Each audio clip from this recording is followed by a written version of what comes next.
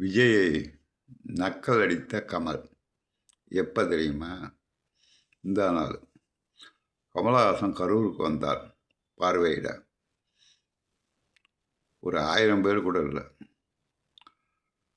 Cinema நடிகர்னா கூட்டம் வரந்தான் ஏன் செய்யும் அப்படின்னு சொன்னீங்களே, விஜய்க்கு வந்த கூட்டம் ஏன் வரல? கமல் வந்தார,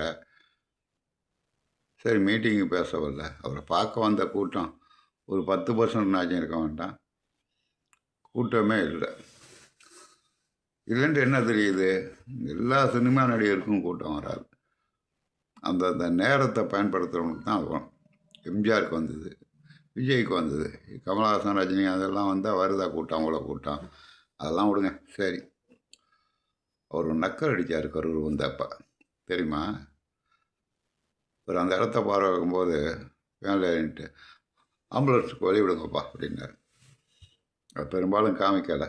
ஆம்புலன்ஸுக்கு வழி விடுங்கப்பா, ஏன்னா கூட்ட நெரிசல் அவ்வளோது இருக்கான். அது விஜய் சொன்னார் மீட்டிங்கில். அதை வச்சு ஒரு நக்கல் அடிக்கிறாராம் விஜய். ஆம்புலன்ஸுக்கு வழி விடுங்கப்பா அப்படின்னு சிரிக்கிறார். அதாவது காற்றுள்ள போதே தூற்றிக்கொள்னு ஒரு பழமொழி இருக்குது. ரஜினிகாந்த், கமலஹாசன்லாம் ஒரு 30 வருஷத்துக்கு முன்னாடி கொடி கட்டி பறந்தவங்க. அப்போ எல்லாம் காசு நிறைய சம்பாதிச்சாங்க. அப்போ எல்லாம் மக்களுக்கு சேவை செய்யணுங்கிற எண்ணம் வரல அவங்களுக்கு. நல்லா புரிஞ்சுக்கணும், அவங்களுக்கு சேவை செய்யணுங்கிற எண்ணம் வரல.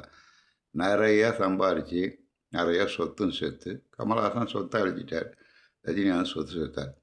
காலம் போன கடைசியில் நான் அரசியலுக்கு வந்து நீங்கள் வந்தான்னா வராட்டினான்னு, இவ்வளோ காலம் காசு இருக்கும்போது மக்களுக்கு செய்யணும் எதுவுமே என்ன இல்லை. காசு இருக்கும்போதே அரசியலுக்கு வந்தார், ரசிகர்கள் கூட்டம் இருக்கும்போதே வந்தார் விஜய். அதுதான் அவருக்கும் உங்களுக்கும் உள்ள வித்தியாசம். ஏன் இப்போ கூட்டம் போடலன்னா, ஒரு காலத்தில் கூட்டம் இருந்து ரசிகர் கூட்டம் இல்லைன்னு மறுக்கலை. அப்பயே அரசியலுக்கு வந்துடணும். அப்போ நிறையா சம்பாரிச்சிங்கள, மக்களுக்கு ஏதாச்சும் செஞ்சுருக்கணும்.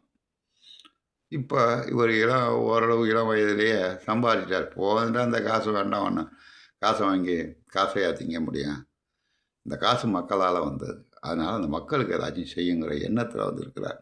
அதனால தான் இவ்வளோ கூட்டம். அதை புரிஞ்சிக்காமல் அவரை நக்கு அடிக்கிறது இது கமலஹாசனுக்கு தேவையில்லை, புரியுங்களா? அது மாதிரி சத்யராஜ் ஒருத்தன் எல்லாம் இவ்வளோ விஜயை பற்றி காலமாக பேசுனீங்களா? கரூரில் வந்து இடத்த பார்த்தீங்களா?